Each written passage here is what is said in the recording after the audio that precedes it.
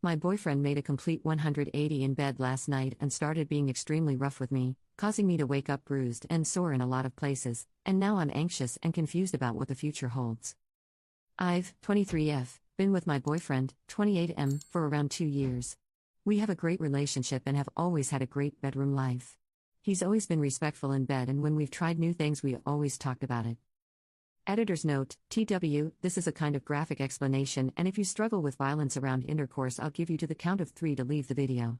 1, 2, 3. Okay, back to the story. However, last night after dinner, I was hopping out of the shower and he just grabbed me and threw me on the bed. But not in a way that we'd ever done before.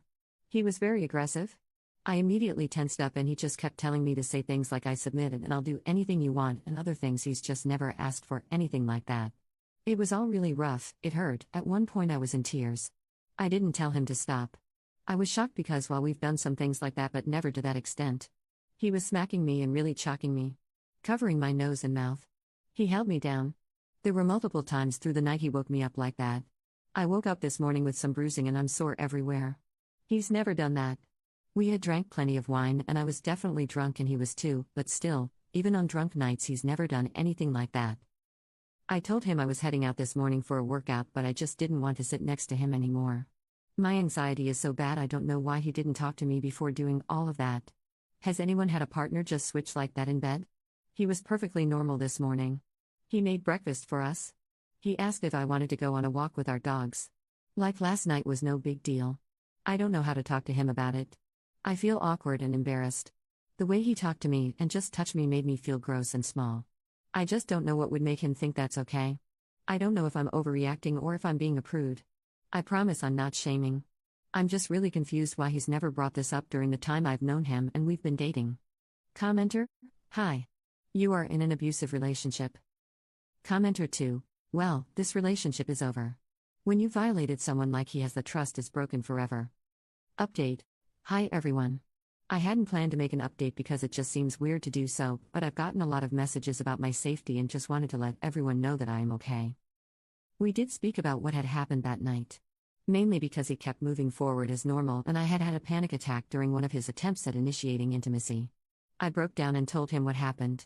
I showed him the bruising and told him that I was genuinely scared of him. He also broke down and admitted to me that he had taken ecstasy that night. A few weeks ago, he had asked if I'd ever be interested in taking it and I thought he was joking. I said no, and the topic was never brought back up.